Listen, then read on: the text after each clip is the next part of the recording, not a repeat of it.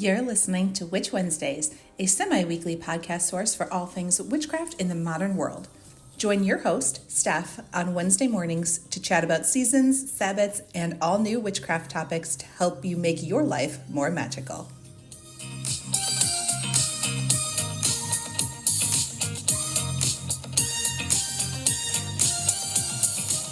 Welcome back to Witch Wednesdays. I'm Steph, and I have a guest here with me today to talk about a very fun topic for me. So I'm going to turn it over so he can introduce himself and let you know where you can find him online. Hi, Steph. Thanks so much for having me. My name is Coby Michael.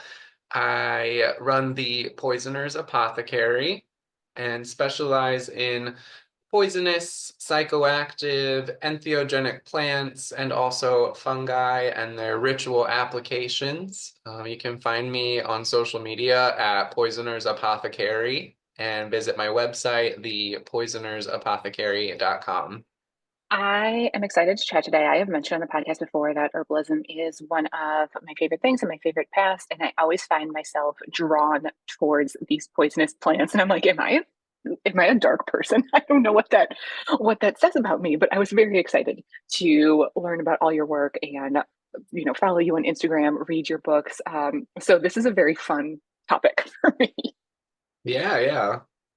What has your journey been like to even get you interested in poisonous plants and then lead you to share all this information online and with your two books? Oh, well, it's been, I would say probably 10 years or so that I've been really interested in and working with and growing poisonous plants as part of my magical practice. Um, I've been interested in plants and spirituality since I was very young, probably about 10 years old. Always interested in herbalism and potion making and plant magic and green witchcraft. And it wasn't until about halfway through that journey that I really stumbled upon this idea of the poison path and the use of um, baneful herbs, plants in the nightshade family, plants that can potentially kill you as potential allies for magical practice. Um, so I was always an avid reader, and I spent a big chunk of my time in the early days just kind of devouring any kind of information that I could, having to do with like plant correspondences, so their uses in spell work, their planetary correspondences, their elemental associations, different deities and spirits that they were connected to and associated with. And I was just kind of like absorbing all of this information very obsessively. And then it was sort of through my um, initial introduction, I guess, to more what we would call like traditional streams of witchcraft. So not so much like Gardnerian, Alexandrian, British traditional witchcraft, but what we would consider more like medieval witchcraft. So the idea of witchcraft that kind of emerged in the Middle Ages during the witchcraft trials, sort of ideas surrounding working with the devil, working with familiar spirits, traveling to the witch's sabbat. A lot of that had these poisonous plants, mainly plants in the nightshade family, as being like a very big part of that. So for me, that was kind of like an aha moment of really kind of tapping into or stumbling upon this type of witchcraft that I think I had been looking for, but didn't really know that I was looking for it until I found it. I love the history too that comes with that. Like you said, the medieval period and just exactly the way that things were about trial and error back then. I'm sure was a very interesting journey for the first users of these particular plants. Yeah, I can imagine, and I wouldn't be surprised, like if a lot of the accounts kind of came from accidental poisonings, because so many of the psychoactive nightshades were used in medicinal preparations during that time too. So it would have been really easy for somebody to accidentally overdose on them and have some of these crazy experiences that would kind of feed into the paranoia and like already existing folklore surrounding that. Oh, definitely. So, for listeners who are not familiar, you have a new book out, but you actually have two books on this topic. So, could you talk a little bit about what they are, how they work together, what readers can expect from either one of them? The first book is called The Poison Path Herbal, and that is kind of the foundational book for people interested in beginning their journey on the poison path. So it lays out like a lot of the terminology and different approaches that one can take when working with these plants, because it's not always within the context of witchcraft or traditional witchcraft or anything like that. Like there's a number of different approaches that one can sort of find themselves on this path. So the Poison Path Herbal really looks at the individual plants, their history, folklore, medicinal and magical uses, and then gives a lot of the practical information when it comes to phytochemistry, how they are used medicinally, how they affect brain chemistry, how they can be safely worked with, how you can make your own formulas that are effective but also safe. So kind of all of like the skeleton of the work, and to give people sort of a starting point, because that was like a big thing for me, and I think a big thing for a lot of people that find themselves interested in this is like, okay, like I'm really called to work with these plants, but like where do I start? What do I do? What's sort of like the end goal with all of this? So that was my first book, is kind of like an attempt to fill that void. And then the second one, the new one, which is technically released tomorrow, Wednesday, is the Poison Path Grimoire, um, Dark Herbalism, Poison Magic, and Baneful Allies. So with that one, it is a little bit more focused on the esoteric side. I discuss extensively sort of the concept of poison, how it has appeared differently throughout history, and how our ideas about that have changed and evolved, and sort of what all of that implies. So poison is very much a abstract concept and sort of an energetic force in and of itself. And when we start to kind of understand that from all of these different perspectives, we get a much more intimate sense of what that is, so that we can incorporate it into magical practice, personal growth and healing, shadow work, different things like that. So that one is more rituals, more actual practices, working with some of the specific plants. Um, my main focus is kind of on the nightshade family, but I do touch on a variety of other poisonous plants and also some non-poisonous ones too, when we start talking about like bringing the balance back and working with some of those more benign or beneficial herbs.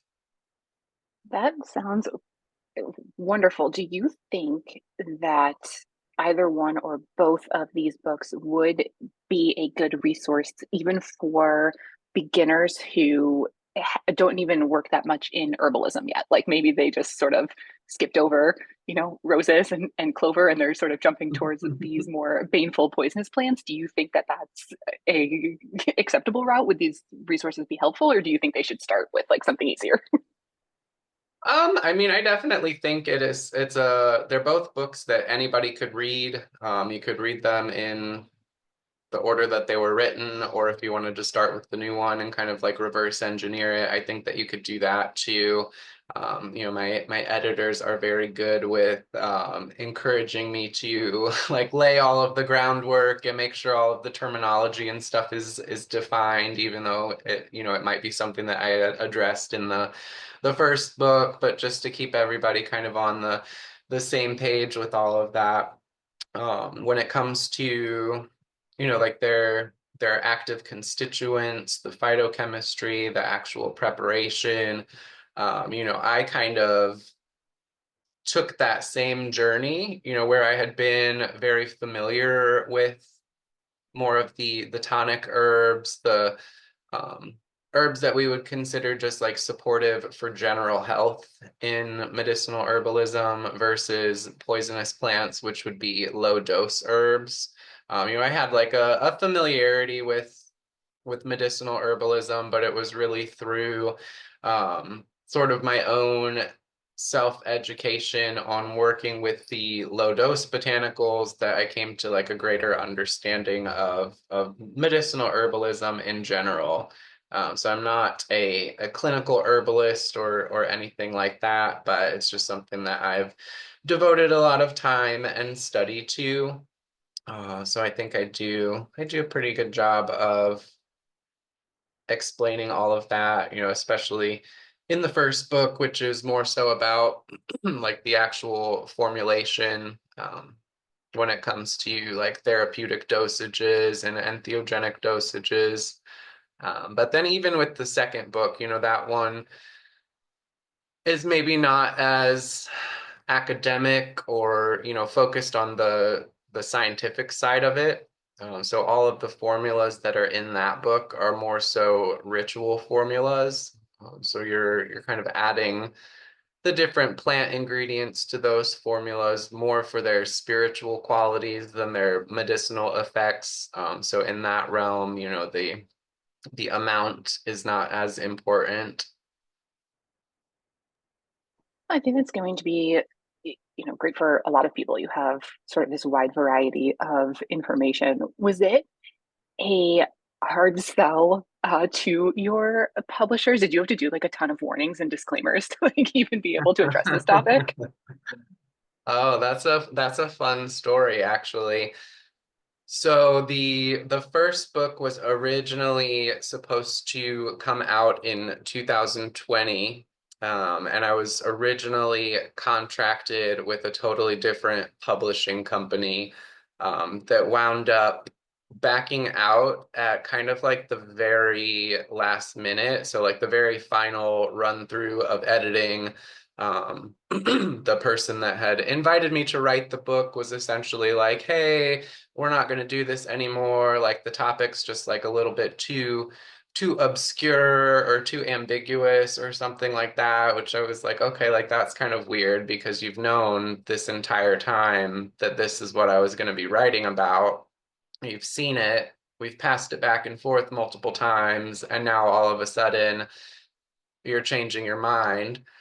So I thought that was kind of weird, and I still, I'll probably never find out like what the actual reason for that was. But it was, one of the big mainstream occult esoteric publishing companies. So there may have been some concerns with like liability or whatever.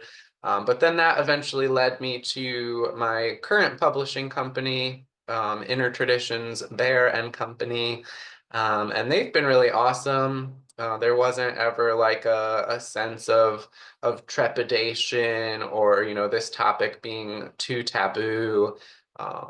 While we did put like a disclaimer at the front of the book, and then there's like some little footnote disclaimers throughout the books too, like where needed. I never felt like I was doing something that I wasn't supposed to do or anything like that. And it really wound up kind of working out for the best, because a lot of the texts that I use as resources are happen to be published by that publishing company as well. So there's a lot of different authors that have written on the topic of psychoactive plants, entheogenic plant medicine, plant spirit work.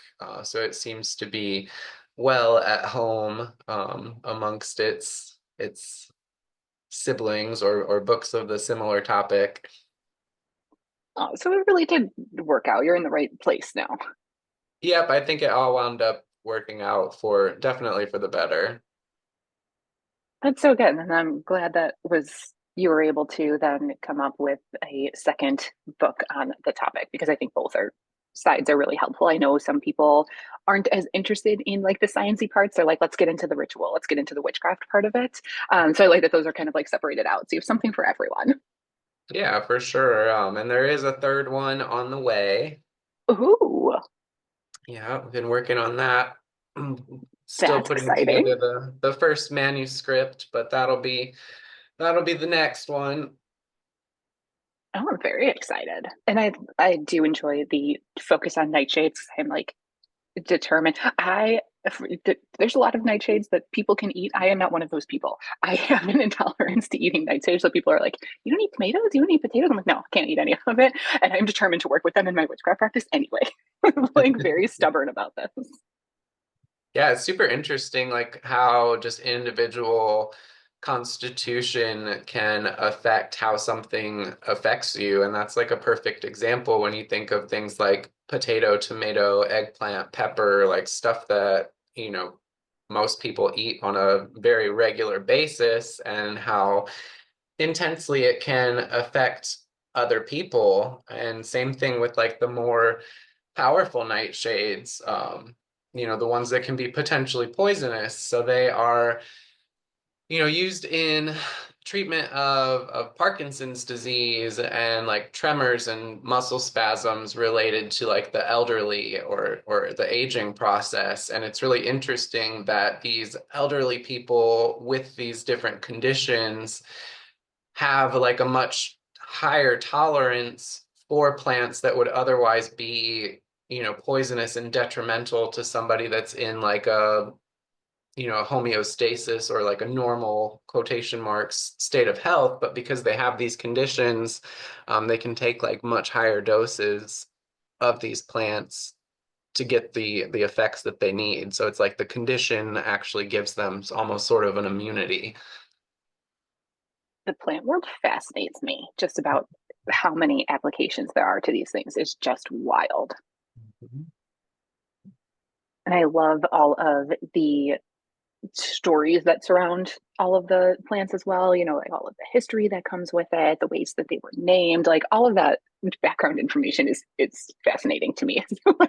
I am drawn to works like that like talk about like give you all of like the science and the background information.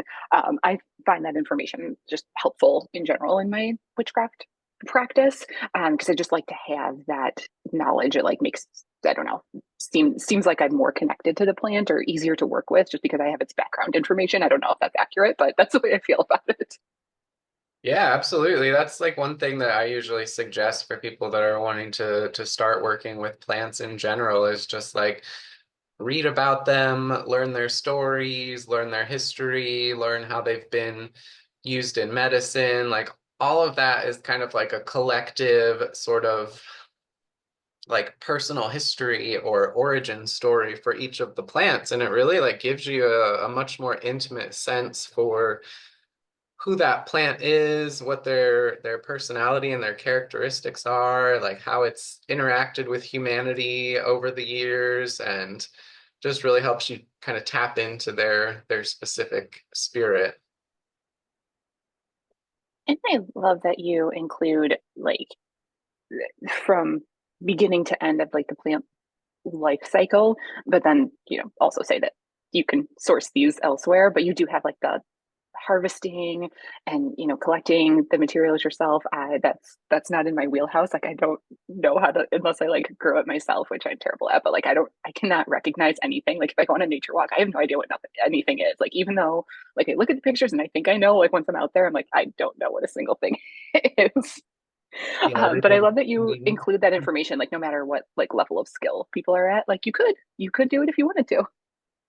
Yeah, for sure. And that's one thing that I think is just important to put out there, that like not everybody has to have a green thumb or like even have the desire to grow plants to be able to work with them in your magical practice, your spiritual practice. Not everybody has to be a botanist or anything like that. So Do you have a particular plant that you have talked about in your book that you are most drawn to, or a particular usage for it? Because you do talk about, medicinal, psychoactive, like a lot of different ways. Do you have a particular favorite?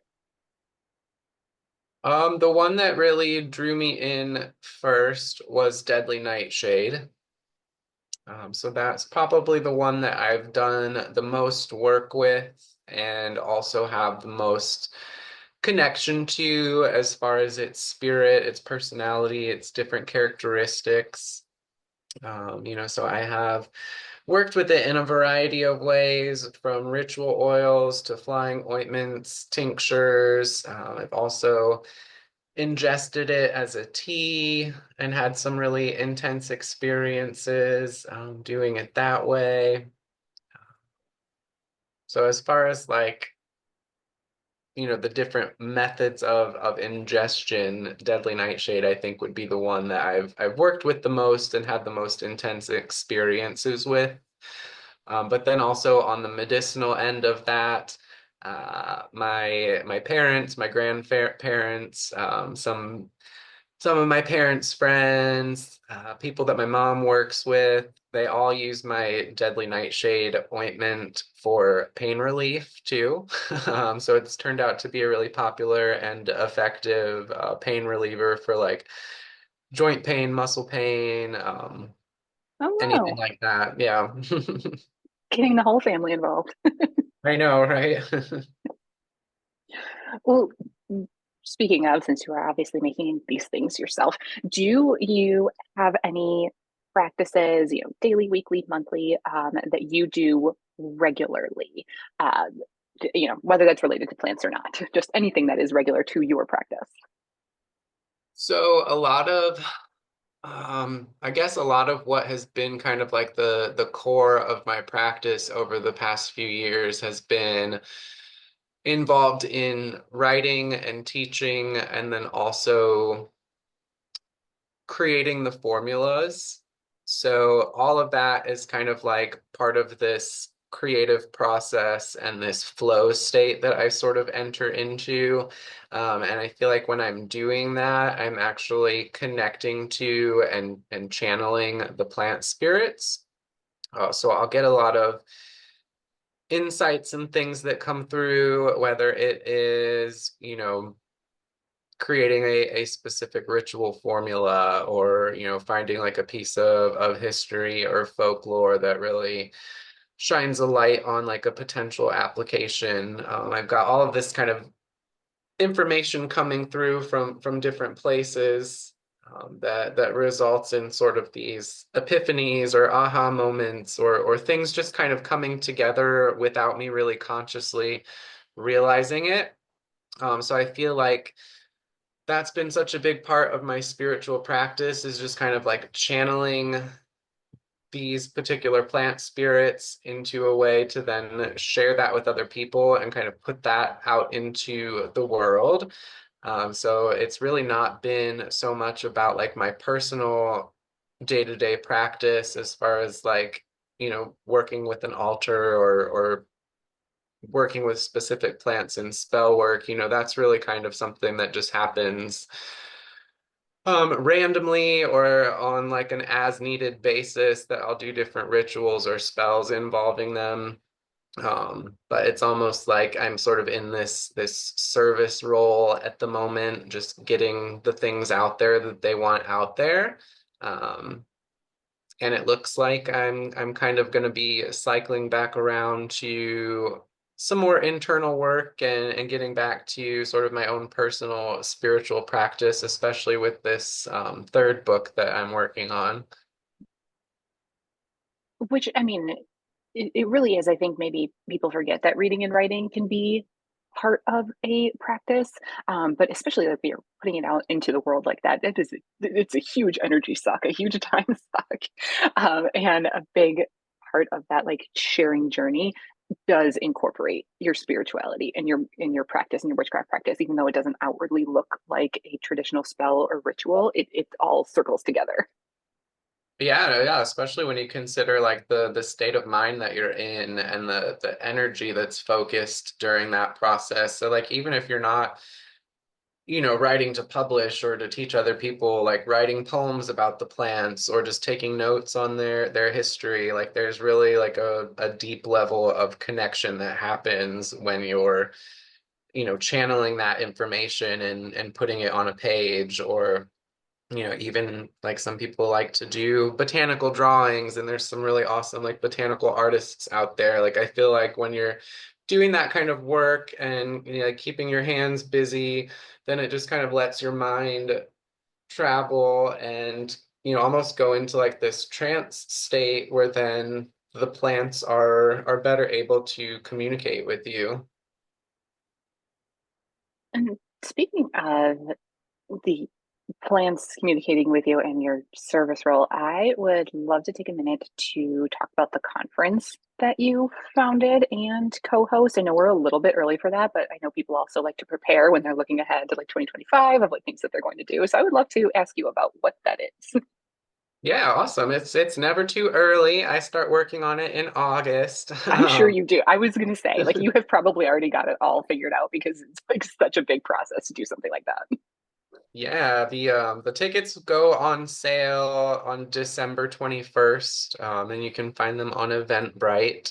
So the name of the conference is Botanica Obscura Conference, and that is an annual plant spirituality gathering.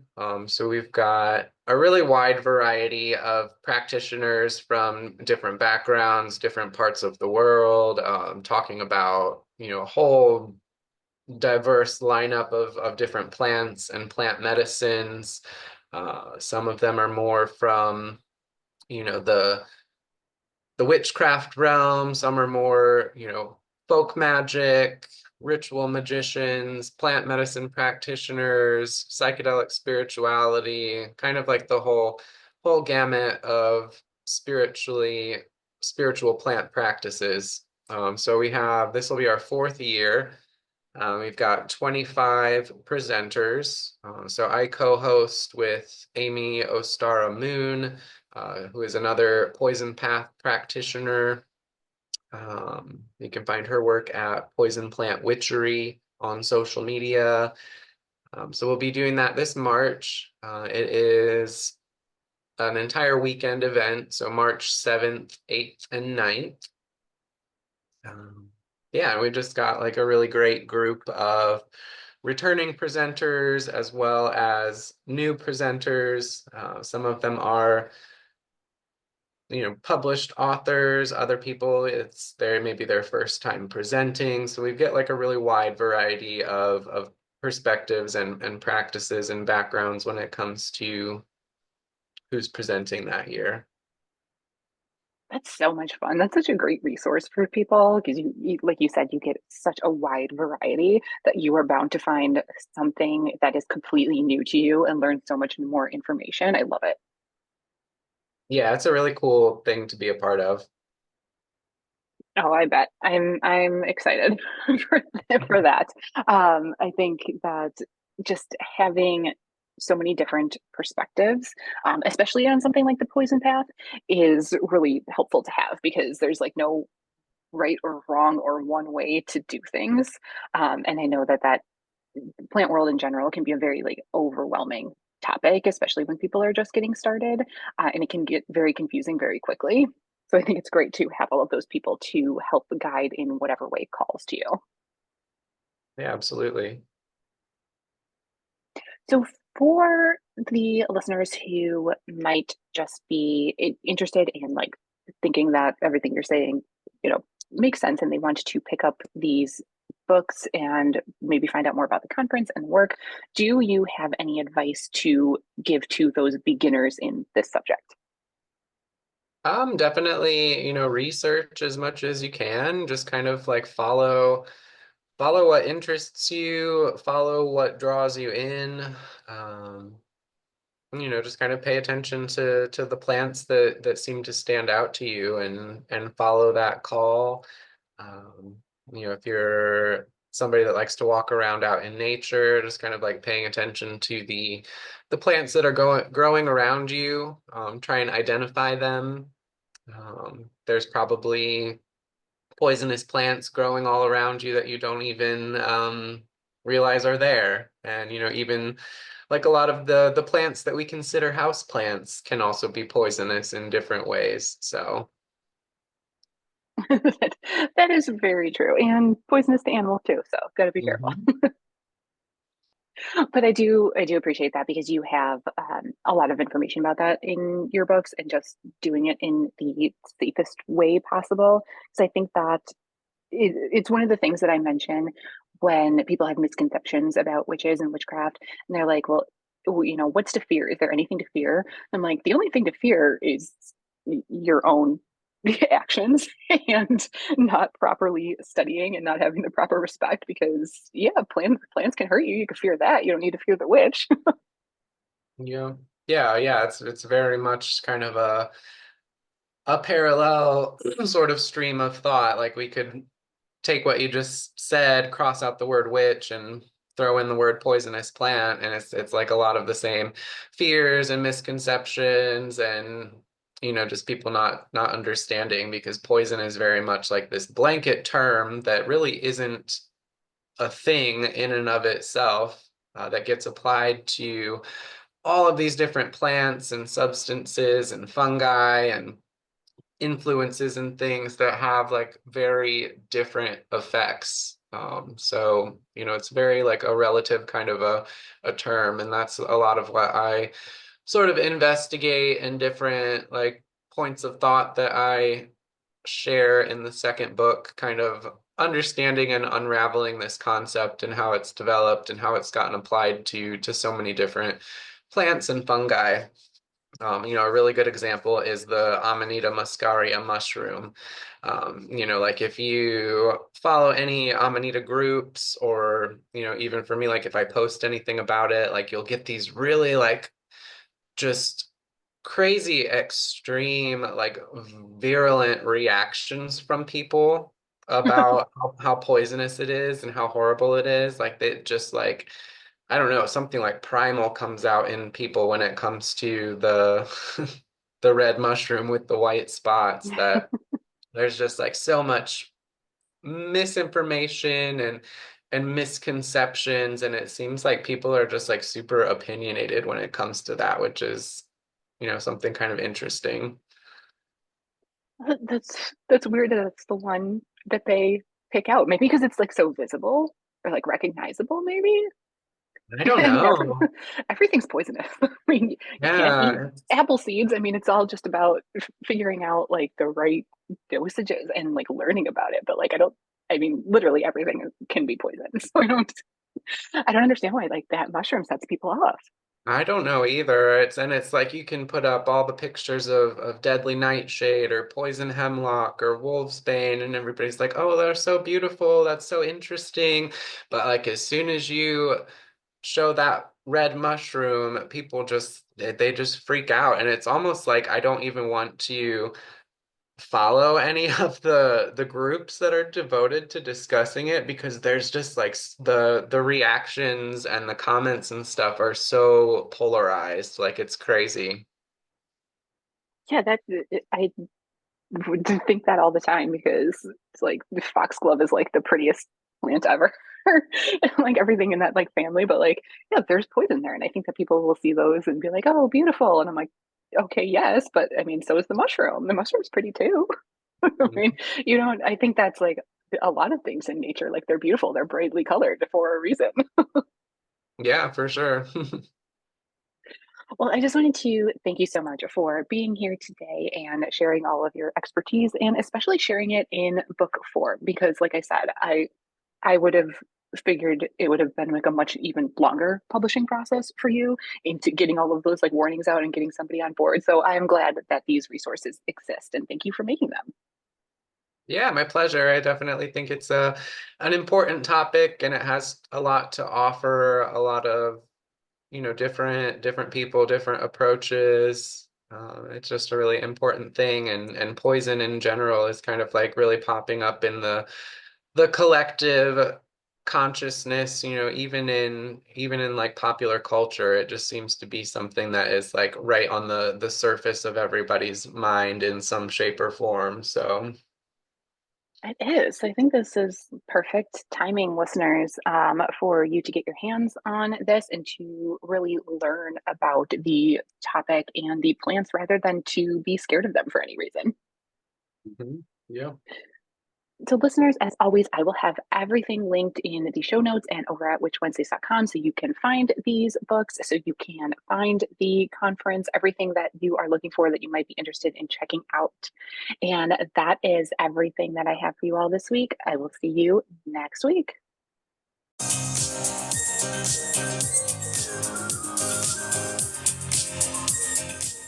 Need even more witchcraft in your life? Subscribe to Witch Wednesdays on Patreon and YouTube for all types of exclusive bonus content like spells, recipes, book reviews, and more, or even order personalized tarot readings and spells.